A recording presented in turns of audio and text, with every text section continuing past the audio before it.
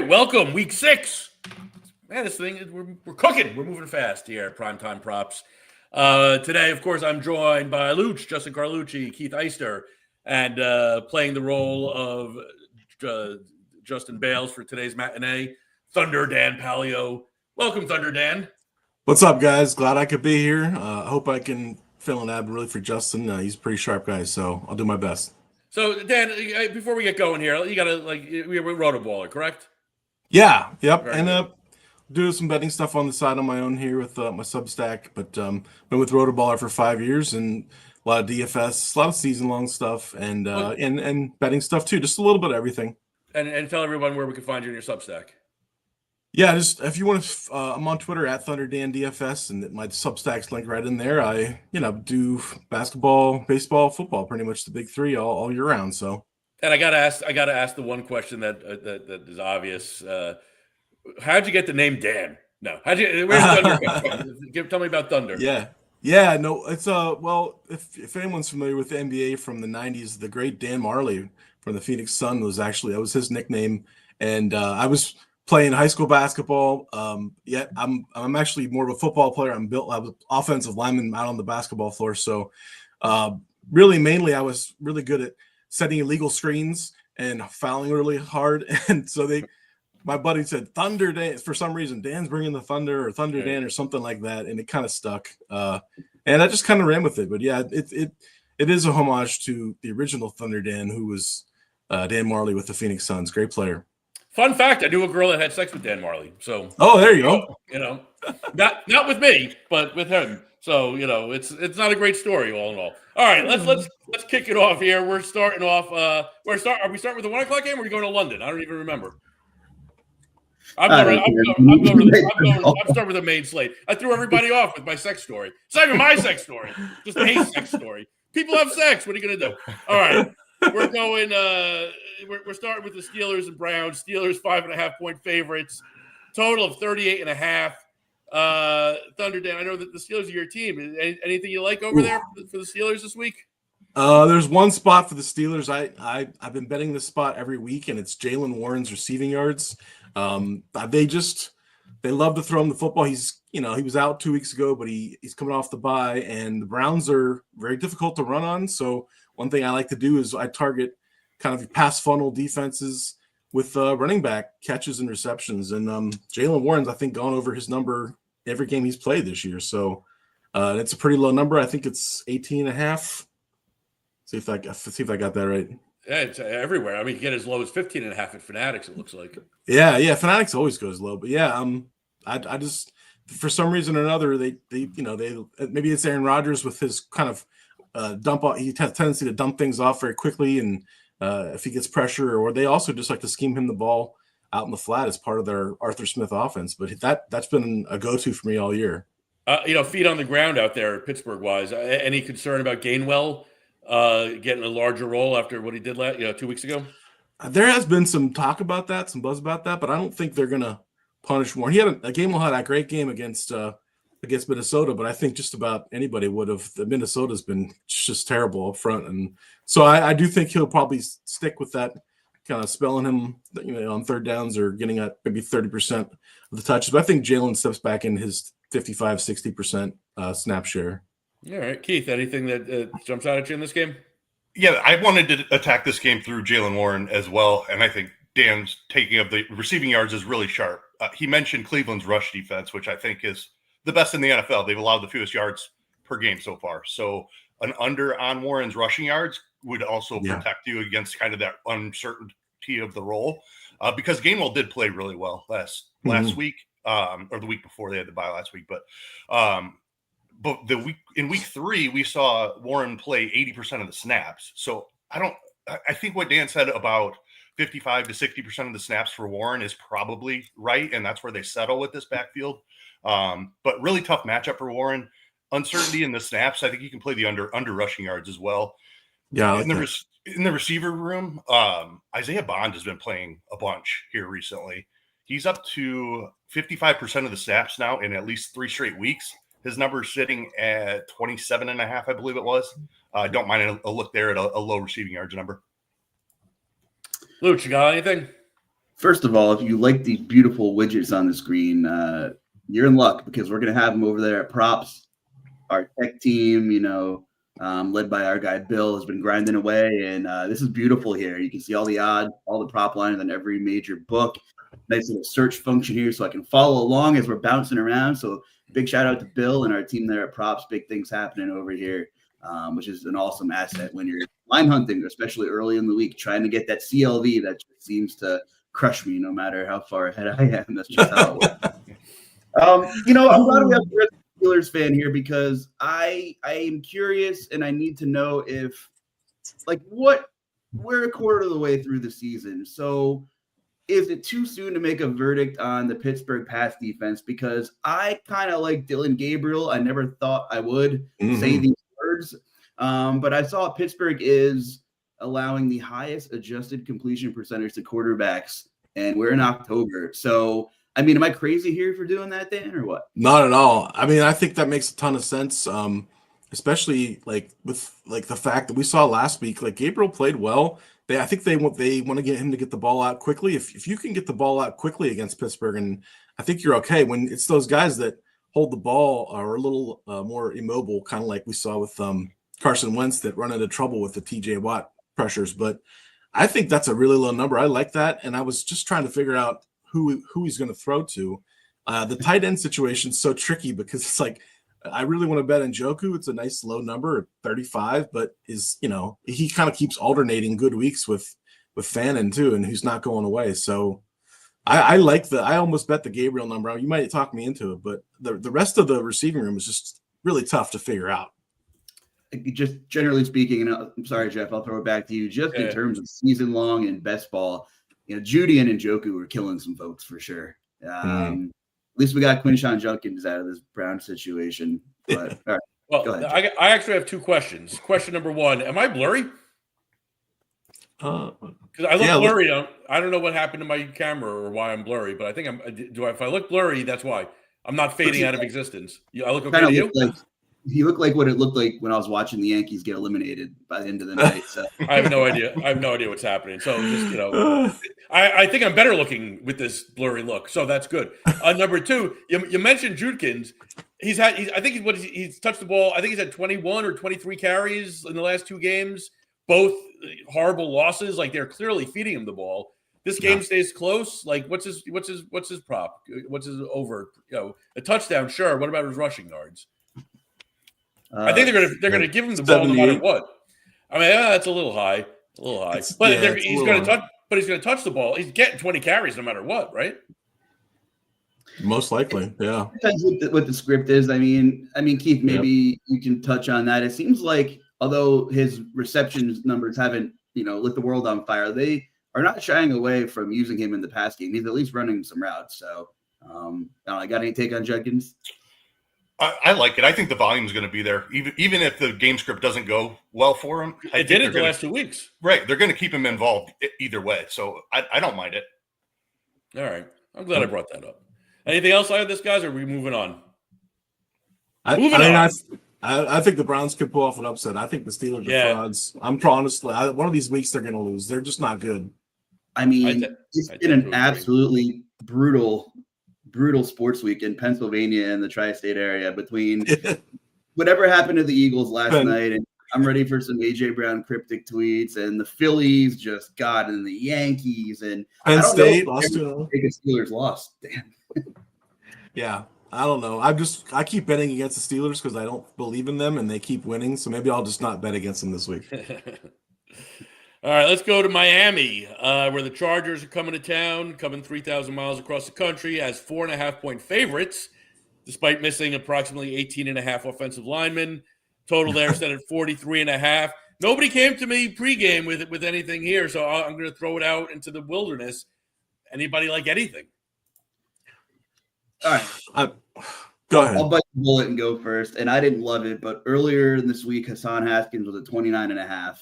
I sprinkled that, and I don't know how this split is going to go. Vidal was the 2024 best ball darling over the summer, and that was up.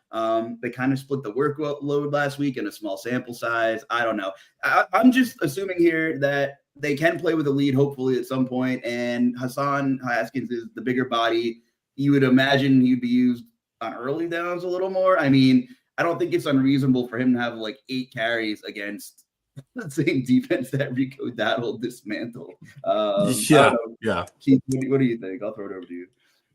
Yeah, I like that call. I am worried about the Chargers' offensive line. They're down Rashawn Slater and Joe Alt, obviously, and then they're down their third tackle as well, Trey Pipkins, who played a little guard after they drafted the 2 stud tackles. That offensive line is getting really thin, but at that low number, I'm okay with it. I think Haskins is involved probably at least 40% of the time. You could with upside for something like 60, 65%. So I don't mind that look at all. The Miami rush defense is nothing to be scared of, as Rico Dowdle proved to us last week. So I like that look. Keenan Allen's a guy I've been on all season long. They finally moved his receptions prop from 4.5 to 5.5, but we're getting plus money on it. If they are unable to run because of the offensive line, maybe they look to the short passing game a little bit more. So I don't mind Keenan Allen, even though that receptions prop is now at 5.5, if you can get it at plus money. I also like him at 51.5 receiving yards. He's been over that, I think 4 out of 5 weeks this season. So Keenan Allen is my look there for the Chargers. On the other side, without Tyreek Hill, we saw Jalen Waddle go back to doing the work that he was doing before Tyreek Hill came to town. 25% target share, had 6 receptions for 110 yards. Tough matchup here for him, obviously, but I think he's going to have a massive role. 5.5 receptions is my preferred look. The receiving yards is all the way up at 67.5 yards. I think he's going to be involved. I'm not sure how efficient he's going to be. So give me over 5.5 receptions for Jalen Waddle. Anything down there in Miami, Thunder Dan? I was just, while you guys were talking, trying to eye up the Vidal props, and if we think he's the third down back, his over receptions is 1.5 at plus 105 at BetMGM. I mean, that two catches for plus money. I mean, if he's going to play 30-40% of the snaps, and like you said, they're forced to throw more because they can't run a lot. I don't know. I don't mind that one. That's a super low number at a good value. I like it a lot. How about let's take a look? All this talk about throwing more. What's Herbert's pass attempts at? Looks like 34.5 I have here. I mean, Miami's slow. They want to play slow. So, but that's not a horrible number, 34.5. Not great either. I rescind. Kind of right where it should be, basically. I think. Yeah. Luch, anything you like? I'm not exactly sure how to attack the Chargers defense. They're not bad. I just feel like it's the same story every year, regardless of who's on the coaching staff and who's calling the plays. On paper, they should be dynamite. They disappointed a little bit last week against Washington. Just Darren Waller, up to 58% of the snaps last week. I know he's been dinged up a little bit in practice this week. He has proved me wrong. He has looked pretty damn good, better than I anticipated. And I guess I'm just fairly interested in him. I kind of was joking last week. What if McDaniel uses him in the Jonnu Smith role? Well, holy shit, he did. For whatever that means, take it for how it is. And Darren Waller's a big part of this offense now. Yep. Just for those of you worried about the weather, sunny and 86 degrees in Miami. So, the Chargers will be sitting in the sun out there in the Miami heat. That's always the little narrative there. So, this game to me, I feel like that 43.5 number on the total is just about right. I feel like it's going to be a little slower than we want it to be for our fun fantasy purposes and betting the overs. Let's go to New Orleans, where the Patriots are 3.5-point favorites in the Dome, 45.5 total. This game, I think this has a sneaky shootout potential, as they say in the biz. Keith, let's start with you. I know you're looking at Drake May. Yeah, a couple of things I like in this game. I actually like this game a lot for DFS as well. Drake May is a quarterback I've played a ton this season in DFS. I like his rushing yards prop in this spot. New Orleans has allowed the 7th most rushing yards to quarterbacks this season. They were top 10 in rushing yards allowed to quarterbacks last season.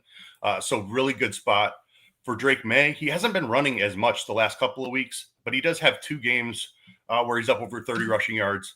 The line sitting at 20.5. I like him to go over that in this spot in what should be a fast-paced game with a lot of plays. I like Rattler to go over the rushing yards on his side as well. He's sitting at 16.5. Alvin Kamara popped up on the injury report. One of my favorite props this week was Kendre Miller's rushing yards.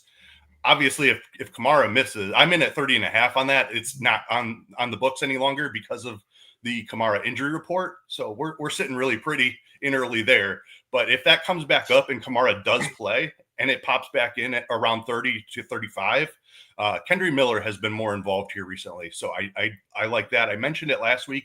Jeff liked it a lot. He ran with it as one of his favorite props of the week. It hit easily.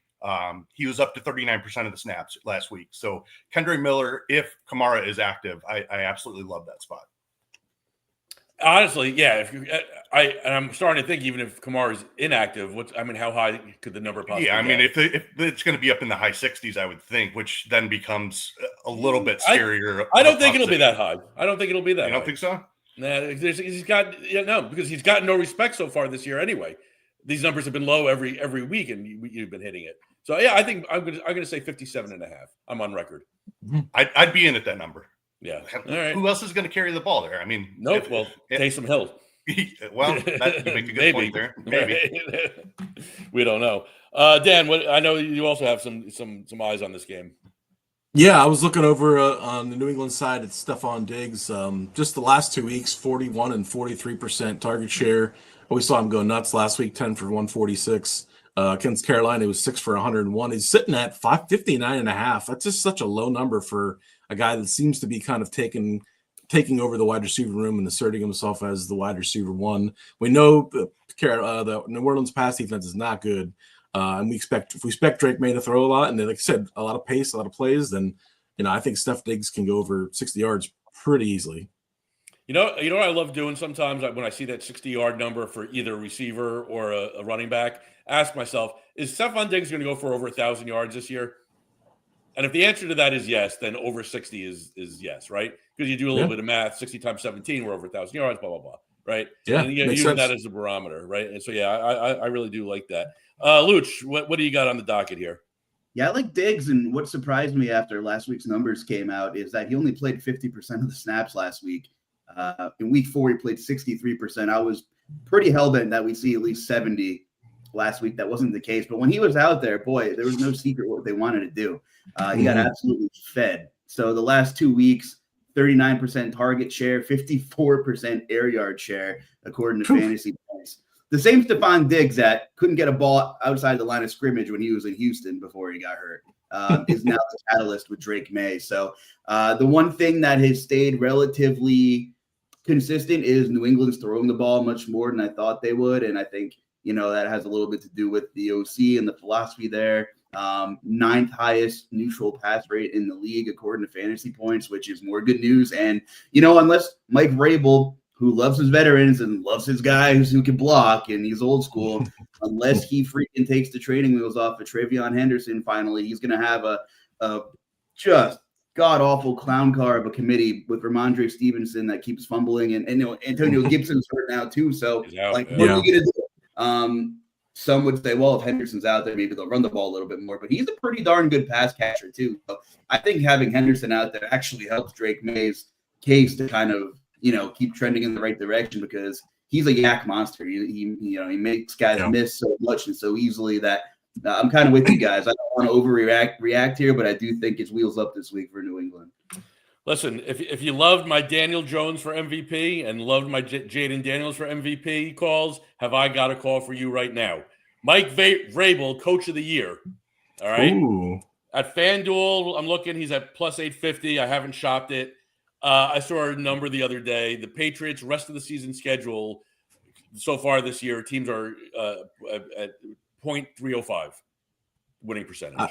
I couldn't believe they lost that game to the Steelers. That 5 turnovers, they let Pittsburgh off the hook in that game. It was so bad. It was like, they should have won that game. They'd be in really good shape if they had that win too. But yeah, I like that. Yeah, the next closest is the Broncos with like a 420 winning percentage that they're going up against. I mean, they're playing nobody the rest of the way. Right. The Patriots. They already beat the Bills once. I mean, Patriots win this division. Vrabel's Coach of the Year, right? Probably, yeah. So there you go. There's my Yeah, I feel like we need like a graphic and a siren for whenever I want to throw out a stupid future. I'll Yeah. get to work on that. Anything else in this game, guys? How about Shaheed? I like Shaheed. Do you like Shaheed? You got any crazy hot takes on Shaheed? No, he's the. Yes, I do. He's like once again like the under receptions, over yards, and a touchdown play, right? Mm-hmm. Are you ready to put that Mac Jones MVP slip in if he plays this week and continues the ball out? I'm waiting for you in a couple weeks to say it. I don't know. We're going to see Mac Jones this week? I think we are. I'm not there on Mac Jones. I like that. You like that one? Where'd that noise come from? Did you all hear that? The doing. I'm a master of none. Yeah. I have some tricks. Yeah, what was that? Look, whenever Jeff makes a pick, I don't do you like the gong better. Yeah. Next MVP slip you tout, we're gonna gong it up here. If I take the Shaheed bet, I'm probably just doing receptions because he's gone over 3.5 all 5 games. What I'm looking at, either the yards have been like fluky up and down, but 3.5. I think minus 130. It's a little juice there, but if that's probably the angle I would take. You know, if you guys believe in everything you read on Twitter, which you probably do, if there's some Rashid Shaheed smoke that he might be available. I think there were some real reports, and to no surprise, that the Saints might be, discreetly shopping some of their veterans, or that other teams might be calling about them. I don't know. Maybe Shaheed's, caught wind of some trade talks. You like a good narrative? I mean, he's been great though. Yeah, you're right. And he was good before. He was really good before he got hurt last year too. That was really disappointing that he went down. We'll see. That game is sneaky. We'll see. I mean, the Saints are also passing really high neutral clip. Patriots D is pass funnel too. Like they really are pretty decent against the run. So we could see a lot of volume from the Saints passing game. So I'm kind of coming around on what we talk about it. Nothing like building a DFS stack in my brain during the show because Lord knows that has just happened. Garbage stacks. That's my favorite. All right, another West Coast team traveling east. The Seahawks 1.5-point favorites. Coming to Jacksonville, the Jaguars 4-1, fresh off beating the Chiefs. 47.5 total there. Dan, you, me, and the rest of the world, we all love JXN. Tell us all about it. Yeah, man, JSN's just so money. Like the only game he let me down was that fluky Arizona game where he didn't do anything in the whole first half and he went under. But otherwise, he's been over his yardage, way over, right? Way over every week. He's just such a stud, and he's getting targeted like crazy. Jacksonville, I believe, gives up most 75 or 78% to guys outside, and JSN's not a slot receiver anymore. He's lining up 75% of the time wide in the formation, so he's not this slot dink and dunk guy anymore. He gets open deep. He's just doing it all. I think the number's still too low. I think the best one's 77, 78, something like that. Where do you got him there? I mean, wherever it is, it's too low. All I know is looking at this screen, we got Jackson Smith and JXN. I'm not going to pronounce it right, and Juju on the same page. I mean, can you come up with 2 more different players in the entire NFL? Anyway, all right, but yeah, JSN is a stud. He's Puka light. I mean, I wouldn't even say Puka light. He's Puka. What's in between light and regular? We need something new in there because he's that close. What else do we like, Keith? What's sticking out to you here? JSN's been a favorite of the podcast early in the season, so Dan is fitting right in with that take. We're certainly on board with that. We've been on him all year, and I agree with Dan. The market hasn't quite caught up to the true role here. It's one of the best in the entire league. I don't have a lot else in this game. On the Jacksonville side, they're missing their tight end. Strange is out on IR. Hunter Long steps in, presumably. I don't know if I want to make that bet yet until I see what it looks like. I don't really have anything here for Jacksonville and Seattle. I'm with Dan on JSN. I just have two unrelated points that, God bless you if you spent early to mid-round draft capital on Kenneth Walker. You're not going to like this. Zach Charbonnet's played 7% of the snaps inside the 5, 73% of the snaps inside the 10. And the kicker is he's terrible at football. So here I am playing armchair GM. This guy just runs straight. And nothing against Brian Robinson of Washington, but I kind of felt the same way, and they felt so highly of him they get rid of him before the season started. So I don't know. Kenneth Walker is a talented guy. I know they want to keep him healthy, and he hasn't been able to stay on his feet his whole career. Maybe that has a little bit to do with it. Initially, I was interested in Kenneth Walker rushing yards in this game, which has nothing to do with touchdowns, and I saw he played a whopping 44% of snaps last week, and I just can't do it. Overall, though, I'm not going to bet many sides this week. I do like Seattle, though. I just see Jacksonville coming off of this massive emotional high on a short week. And to be honest with you, you'll call me a biased Titans fan, but if you've read or watched any of my content in the last 10 years, I am anything but that. I don't think Jacksonville's good. I don't think Trevor Lawrence is good. That was the luckiest winning touchdown run I've ever seen. I mean, talk about a guy who literally keeps falling flat in his face. And that's what happened. Yeah. Somehow got in. But I mean, look at Kansas City and great win for the Jags. I actually have a couple Jags fans close to home. There's something wrong with us up here in northeastern Pennsylvania. A couple Jags fans and the Titans fans. I don't know, but I'm happy for them. I do think it's a fraudulent 4-1 start. The Chiefs had to commit 13 freaking penalties for over 100 yards. Literally shot themselves in the foot. The offense looked great. We know the defense has been a problem for Kansas City, but I just feel like it's going to be kind of a roller coaster here. I know Seattle, Tampa Bay was by far, I think, the best competition they've played this year, and that was a really good game. I just feel pretty good about them winning outright this week against Jacksonville. Me too. Love that. Okay. All right, so I'm not let's go to no, you got it. All right, let's go to Indianapolis. The Colts. I got them. What are we? 7-point favorites over the visiting Arizona Cardinals. Looks like Kyler Murray will be on the field for this game. 47.5 total. Spread feels a little high to me, but what do I know? It's a game that nobody pointed anything out to me. So I'm just going to mention something that I heard Rich Rebar of Sharp Football Analysis note that Daniel Jones, my dark horse MVP candidate, leads the NFL quarterbacks in first half fantasy points, DraftKings points, and he's 23rd in second half fantasy points. So what's my takeaway there? If you think that this game stays close, or any game that the Colts are going to play this year stays close, there's a nice little tournament quarterback for you. So that said, I'll throw it out to the field here. Anyone got their eyes on anything in Indy? Since we spoke this morning, I got one little angle, and I kind of have this little niche with running back receiving props. They're always so low and they're always so tempting. Taylor's been over 50.5 all 5 games this season. Arizona's pretty decent on the run. They haven't given up a 100-yard rusher, but they have given up a bunch of receiving yards.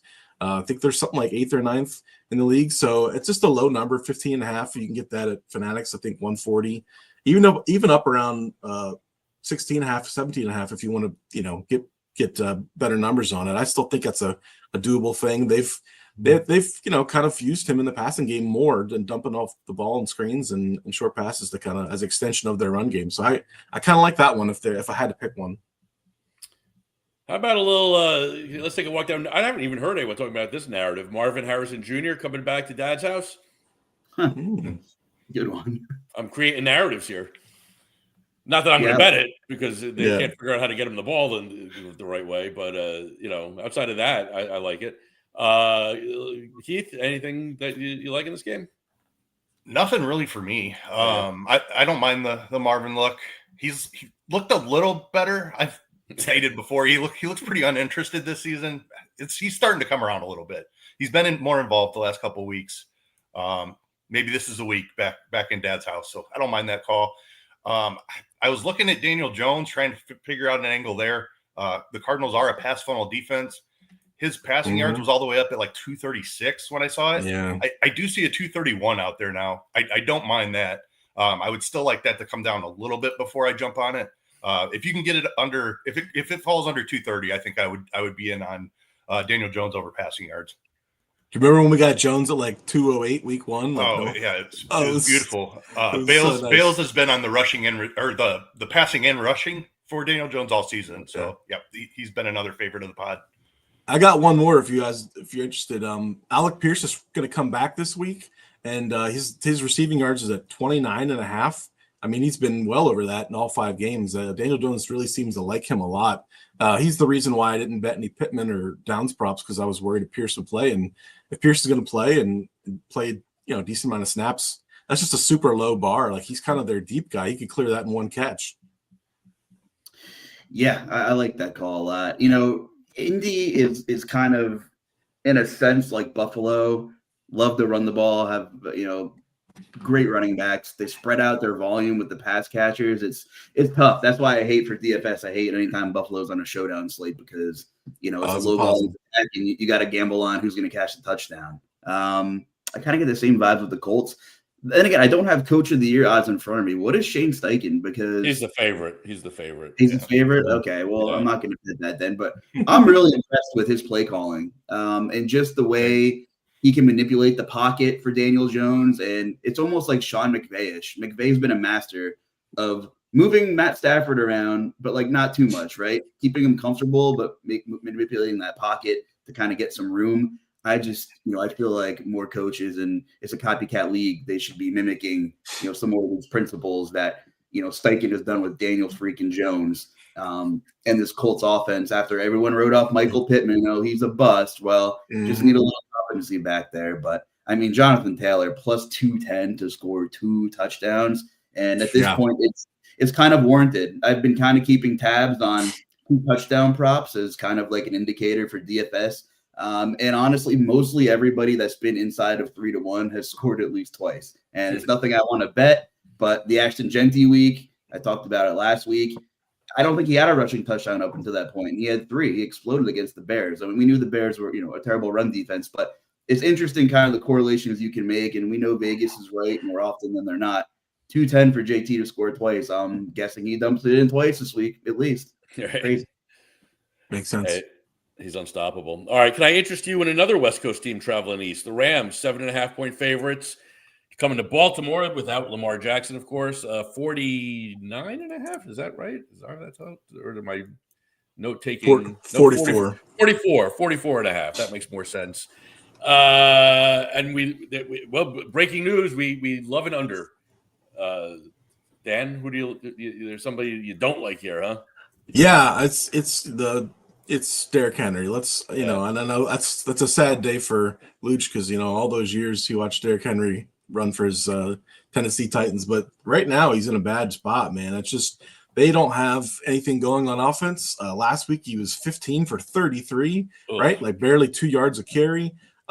He hasn't gone over his number since week 1. He had that big week against Buffalo, and then he's been 23, 50, 42, 33, like just way under. There's a really good chance they get in another negative game script where they have to throw because their defense cannot stop anybody. So if they go down 14-0, are we going to see Derrick Henry get fed? Probably not. I just think, 73.5 or 74.5, whatever it is just way too high for a guy that is probably going to be, in a negative game script most of the game.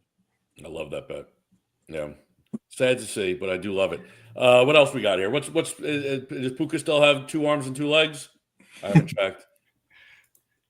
As far as we know. Yeah, as far as we know, then I think it's a safe bet to bet whatever his bet over everything with Puka.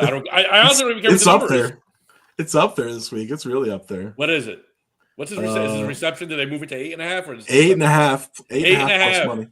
Remember it was 6.5 for the first few weeks. Oh my god. That's where the limb story came from. Jeff said if he's still got both arms and legs and it's 6.5, you're betting it. And it hasn't missed. I like obviously everything Puka. Love the Derrick Henry undercall, and it's because of how I think the game plays out. Like Baltimore, their defense hasn't been able to stop anyone, and now they're without their MVP quarterback. So right, this looks like they're going to be playing from behind. For that reason, I'm on Kyren Williams over rushing yards as well, seeing 71.5 out there. Tennessee has allowed, Baltimore has allowed the fourth most rushing yards in the league. This is an awesome Kyren Williams spot. Love it. Yeah, McVay strikes me as a coach that he's just going to go out. He knows this game's trappy. Right. It's a trappy game. Just in general, coming out, without you're flying across the country, you're going to go up against the backup quarterback, you're going up against a desperate team. This feels to me like a game that McVay's gonna be like, we're just going in to win. We're not doing anything fancy. Just win the game. And if that's the case, like, I could see Kyrie with like pushing 30 carries. Honest to God, So I love that number. For DFS, I think he's a really nice pivot because Puka will be uber chalk, and Kyron Williams is super cheap. I'm drafting it's like 6,300 or some stupid. What's his 2 touchdown number there, Luch? Oh, that's a guy I like to do it. Oh, okay, sorry. I can find it. I see it at plus 340. No, at FanDuel at least. Well, maybe this will be the quorum week everybody wanted 2 weeks ago. I don't think so. No. I again, not this week. I think this is like we win this game, especially since they've just lost to the Niners, right? They got to win this game.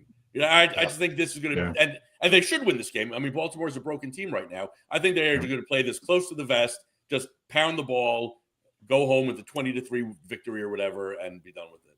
I'm trying to talk through this Derrick Henry thing because I don't know. I didn't really watch that game after it got ugly. There were just so many other better games on. I'm today years old, as the kids say, learning that last week was Derrick Henry's highest snap count of the year in terms of percentages. That's just ridiculous. It's because in the second half they just like almost gave up and just were like running the football and punting. Like it was really pathetic. I know. Why keep him out there in garbage time? They got him time? a touchdown. Yeah, they got him a touchdown late, but like they left him in and they just kind of like gave up. It was really weird. Like coaching malpractice. Imagine if he would have got hurt. Could you imagine the media this week if he got hurt in the second half of that game? Because he only ran 2 less routes than Justice Hill, and I was very confused that Houston had the ball for 13 more minutes than Baltimore. I get it. 27 first downs for the Texans. Good Lord, last week. And, I mean, Houston is like a mediocre offense, I think, and they made them look like Super Bowl champs. It's just like they are so bad right now. Yeah, I'm with you on the heavy under. I like that. I mean, you don't need to be like a true analyst, like and a tape bro, to realize that when you have a power running back without the threat of like Lamar Jackson, like you just put 8 guys in the box and go ahead, Cooper Rush, beat us. It's not going to happen, Yeah, right. Yeah, they did it in Tennessee for years, even on the bad teams. I mean, they had a couple nice teams in there, but.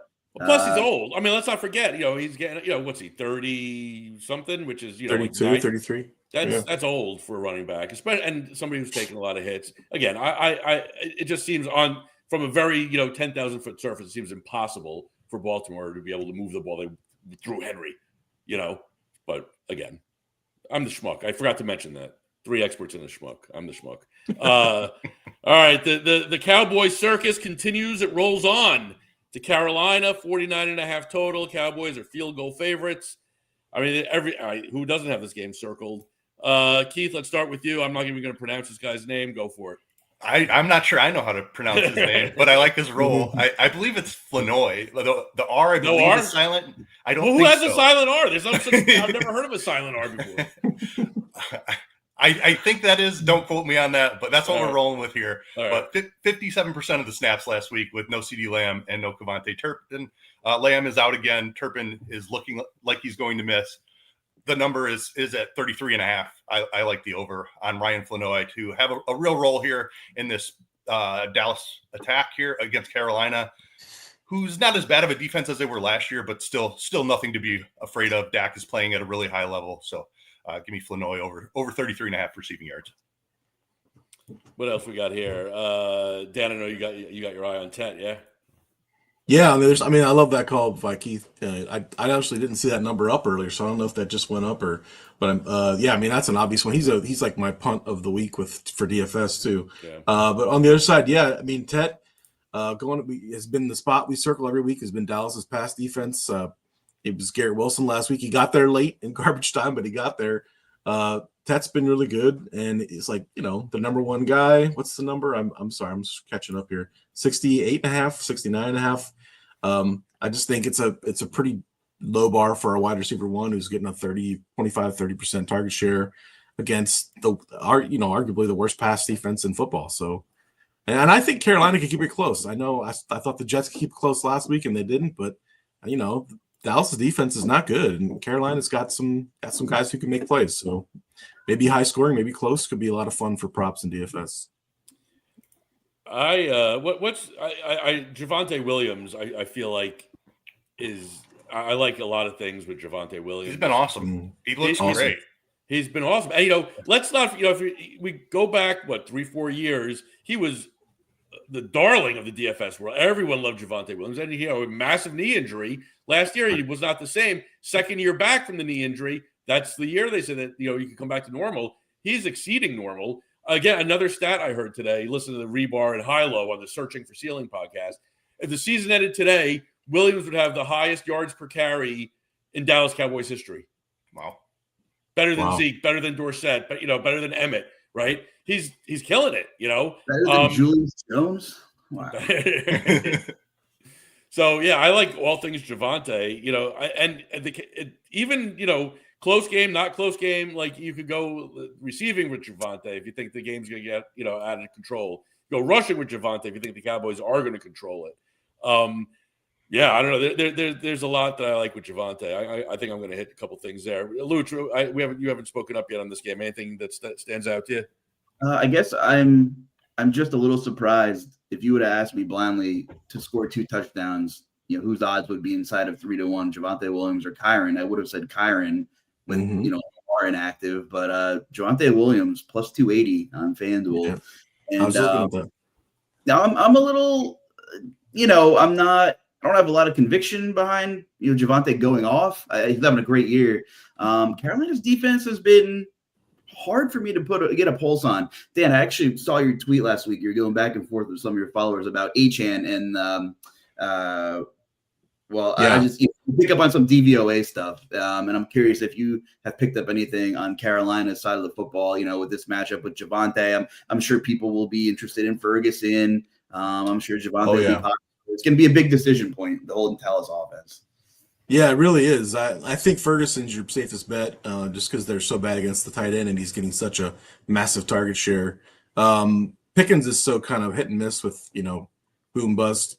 But Javonte has been really good. I'm doing my running back matchups article for tomorrow, and Javante's in there just because the Dallas offensive line has been just much better this year. They were really not good last year. And they've been a lot more improved. Carolina, on the other hand, has been better. Like they were a doormat last year, and they're much better. So I actually shied away from his rush number because it's like 70. It's up there in the mid 70s now, high 70s.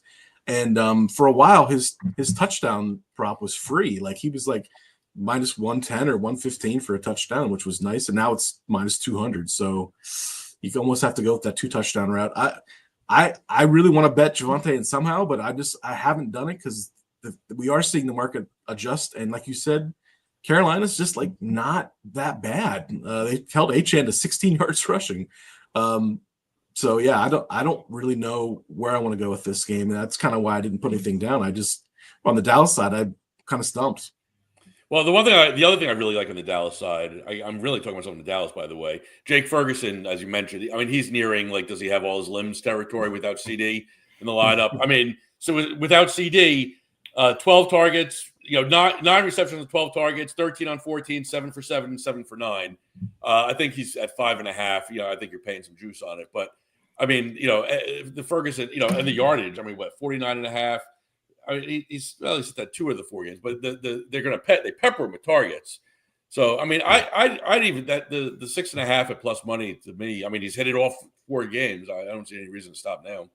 Did anyone see if Turpin practiced today? Because I think that is not that he's going to change everything, the whole offense, but I do think it's a little bit underrated that Turpin was also out last week, and it's something that I'm keeping my eye on. I want him out again to be hammering all these Dallas overs. But if he's out again, what do you as long as I'm not getting trolled, Rap Sheet tweeted 10 minutes ago that Turpin is out. There you go, wheels up.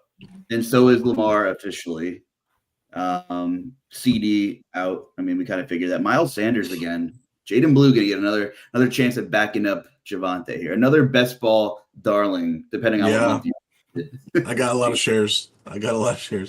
So I see how much of a sicko I am. Do you guys remember Turpin when you guys playing spring football DFS a couple years ago when Turpin was with the I think it was with the Generals, the New York team? No, nobody, just me. All right, I'm the sicko. Good. You're good, man. I played Outlaw Tour golf during the pandemic, so Oh man, during the pandemic, I was playing KBO baseball. KBO was Oh, highly my God. profitable. KBO. I loved KBO. It was I'm East Coast. I set my alarm. The lineups didn't come out until like 5 minutes before like first pitch, right? I'd set my alarm for 5:15 a.m. Look at the lineups, make my lineup, go back to sleep. Wake up, it'd be the 6th inning. I'd have a sweat. Oh, it was great. I miss KBO so much. Don't miss COVID. Man. Miss KBO. And I was playing League of Legends. No fucking idea what I was doing. Could not tell you one thing about League of Legends. Playing DFS League of Legends. It was those were. I used to wake up and watch those at like 6 and 5 in the morning and turn on Twitch and like watch it. And I would never know I would just watch them blowing each other up, and I'm like, I didn't know what team I was rooting for, but I mean, those were so much fun on DFS, man. The thing about the Outlaw Tour is you can pay to play, and I don't golf anymore. I golfed a little in high school. I was terrible. I'd probably pick up clubs now and shoot like a 120. But I kind of wanted my picture on DraftKings. I wanted to be like the min-price guy for the next tournament. So I was really thinking about just doing it to say I did it, and had a real salary. Before we move on, we actually had a comment in our YouTube chat here. A weekly lineup decision. I'll put you on the spot, Keith, with this one. Half point PPR. He has to pick a flex between Breece Hall, ETN, Sutton, Marvin Harrison, or Brian Thomas Jr. Man, this is not a question I expected to field here today. Yeah, off the top, I feel like the answer for me would be ETN. I haven't done the research here that I would normally have on a question like this.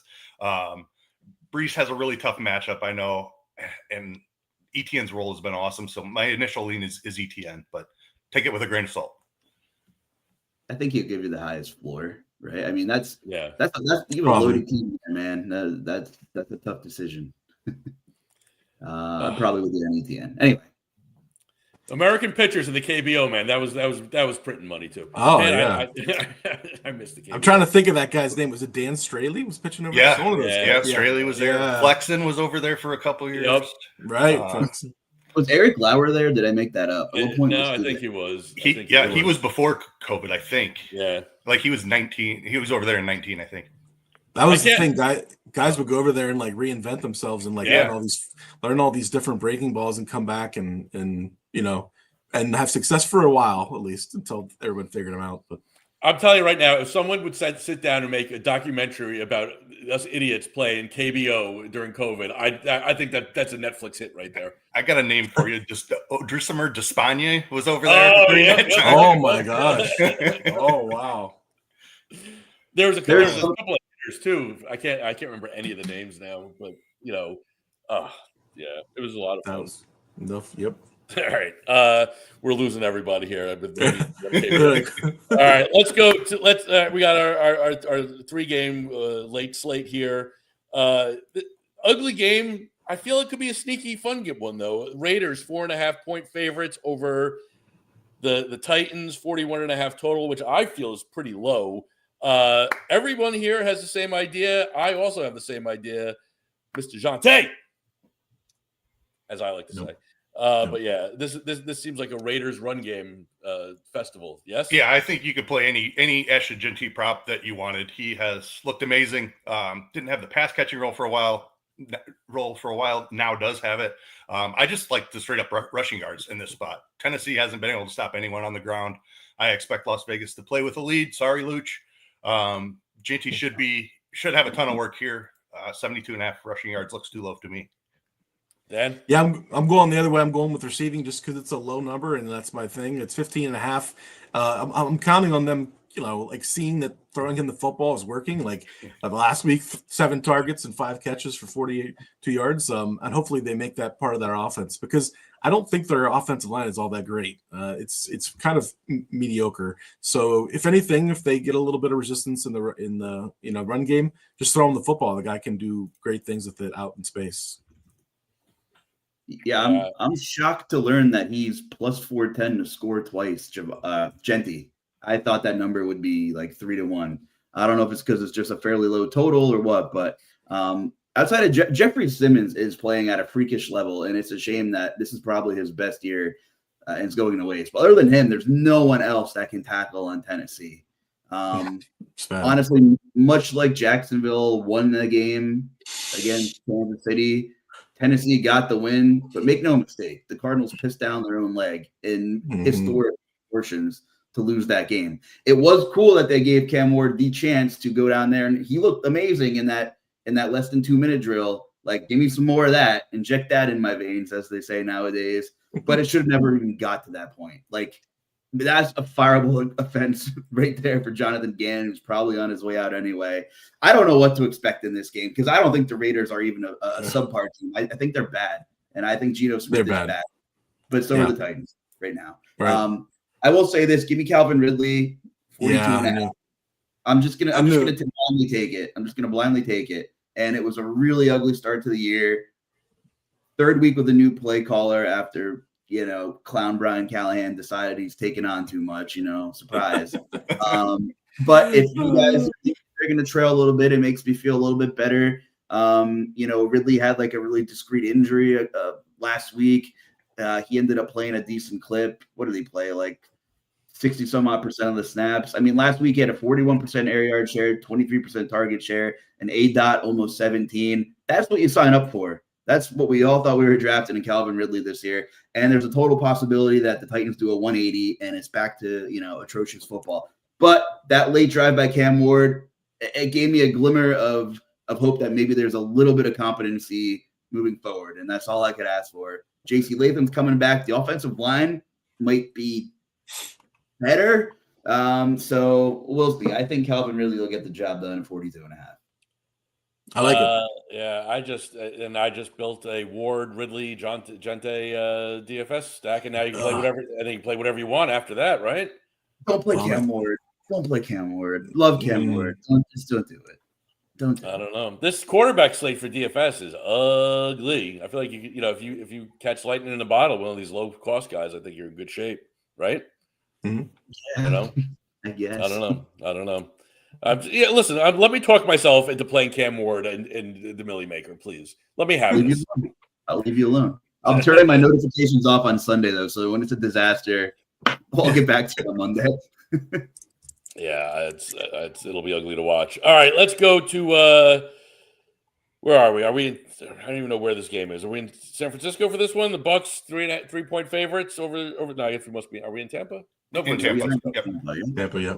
We're in Tampa. All right, that's Bucks are 3-point favorites over the Niners, 47.5.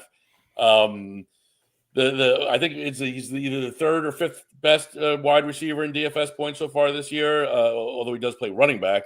Christian McCaffrey. Dan, are we hammering him?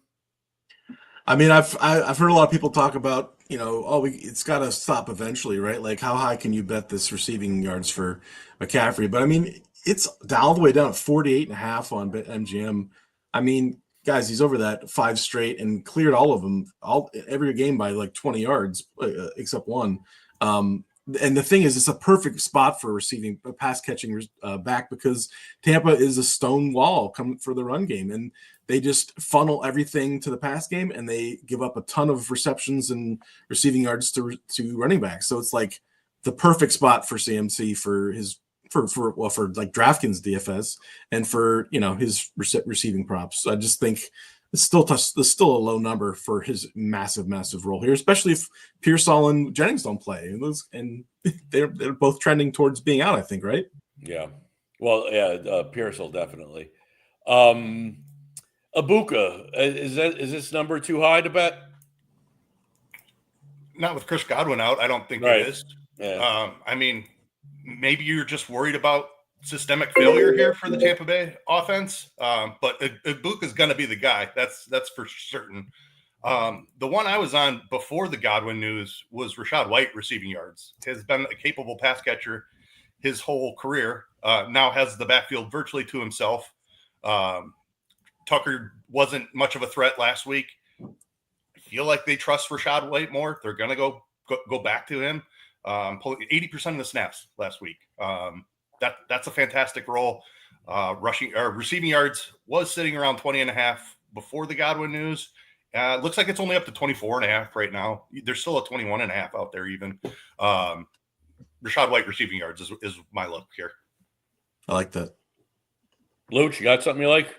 The only thing I'm with Dan. That's really the only look I like in this game. They're gonna have to find creative ways to get McCaffrey the ball, and I think that translates to some swing screens and some little dump offs. As long as that ball's going forward and they don't count as rush attempts, I think more than usual, Shanahan knows Tampa Bay as a funnel. Like historically, the last how many years they've played the same philosophy. Good call, Dan. They're gonna have to find some ways to get him the ball in space, and I think that's a good bet.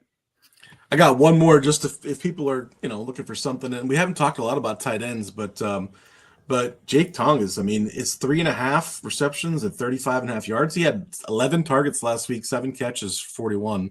A lot of short catches. So I kind of lean towards the receptions more than the yardage just because he didn't have a very high ADOT. But, if he's playing a ton of snaps, 23% target share. Tampa has given up, it looks like at least four receptions to every tight end except one this year. So that's just another kind of low number for a position we haven't talked much about. All right, let's go to our final game of the week. Packers, 14.5-point favorites over the Bengals. 44.5 is the total. I'll start with you, Dan. You love Love? I do. I like him a lot. He burned me. The last time I bet on him was against the Browns because I really looked into the pass funnel angle and how good they were on the ground, and they just kind of laid an egg in that game, obviously. But Cincinnati's pass defense is just abysmal. Their defense in general is abysmal. But it's a low number. I know they want to run the ball first, but he had 337 against Dallas, 292 against Washington. It's again a really bad defense. I guess the big worry would be that they're 14-point favorites at home and they get up early and they don't have to, to throw it. They can take the air out of the ball with Jacobs, but I think I'll take a shot at it.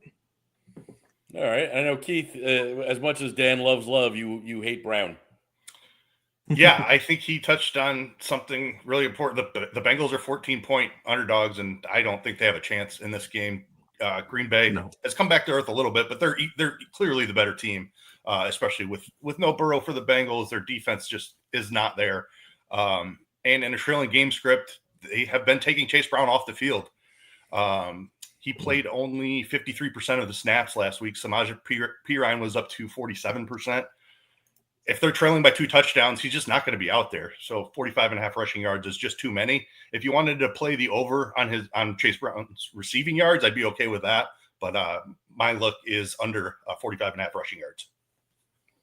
Anyone want to buy my Chase Brown shares on Underdog? I only got about 33% Chase Brown. Oh, I got a bunch too. If we're talking tight ends, I do like I don't really like Tucker Kraft's numbers, but I like him for a touchdown at plus 185. He's got a 25% red zone target share. They like to use him down there. It's a pretty decent number for him. Obviously Josh Jacobs is like minus 220, minus 240 for 2. So that shows you, what kind of chalk he'll be for DFS. But I don't know. Tucker Kraft's a nice target in the red zone. I like that touchdown prop. Love it. I think Green Bay is just as maddening to figure out how to bet as Buffalo. Another team in showdown. It's like, what do you do? Romeo Dobbs, 50% target share. Tucker Kraft, 15%. Wicks, 13%. Josh Jacobs, 11%. Matthew Golden, 11%. There's no alpha. Crazy. No alpha. And Jaden Reed and Christian Watson are still out. Wait till they come back. Yeah, right. It's insane. Yeah. So these games are typically passes for me, at least in the betting landscape. And now, can we talk about Joe Flacco actually starting on? What's his number? What's Flacco's number? What's his yardage number? If it's over 222, I'm in. Give me a second. I just think that's crazy. They're gonna. He knows what he's doing out there. He's been there before. He's just going to have no protection, though. I know, but he'll get rid of the ball. Quick outs. That's too low. Come on. I don't know. He's got one. He's been under 200 3 straight weeks. I don't know. Well, he's not. But now he's with the Bengals. They're going to throw. He's going to throw the ball. So a worse offensive line than he came from. That's what you're saying. Have you watched the Bengals block for anybody? Jesus, they can't even. They can't block. No. So I guess they'll be out of shotgun every play, right? If I play where the the two Houston ends like met in the backfield and no one Right. touched them. Like Joe Flacco's a statue. He's gonna be dead meat. I don't know. I just think These are minor details. I say snap the ball to Flacco. He's going to get rid of the ball immediately. He's going to throw the 50 times. He'll complete 30 passes for 5 yards. Maybe not. I don't know. For a team with Jamar Chase and T. Higgins, that's a low number for a quarterback. that's fair. That's a good point. That's the strategy I have been advocating for Jamar Chase and why I've been chasing his receptions prop for 3 weeks. We finally got over 5.5 receptions last week after missing it 2 weeks in a row. But that's what makes sense to me. Just throw quick screens to Jamar Chase and let him do the work. Like it doesn't take an offensive line to do that. And you have but now and you have a pro at quarterback now. Right. Yeah. So maybe they're able to execute that a little better at this point.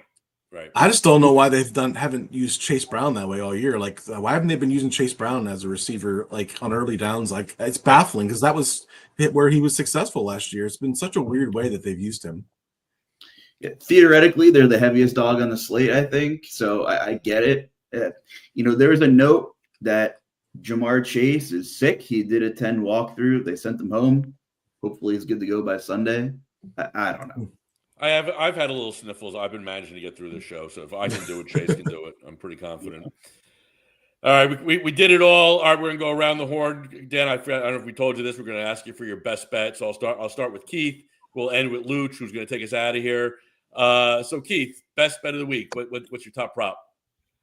I was gonna go with Kendre Miller, but then the Alvin Kamara questionable status popped up, and now we have an interesting situation there.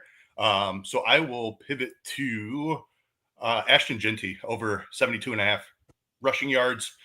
Just love the matchup for him against Tennessee. Good spot.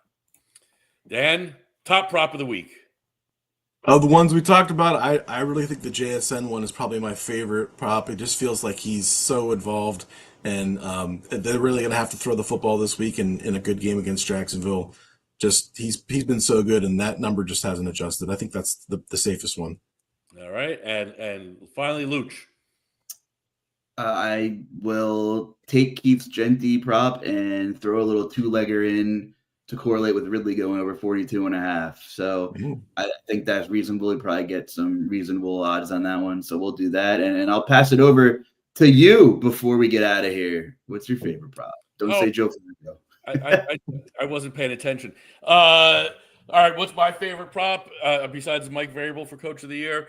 The Henry under. I love that. I don't see a world in which the Ravens can move the ball against the Rams. And again, as I said earlier, McVay's such a pro. I just see the Rams coming in there to take care of business, not do anything fancy, just put the ball in Kyron's belly for 30 times. And there's no way Henry's hitting those numbers. No way. Yeah, I like that call. I guess that's it. Dan, thanks for joining us. We really appreciate it. And one more time, what's the Twitter handle where the people can find you on Twitter?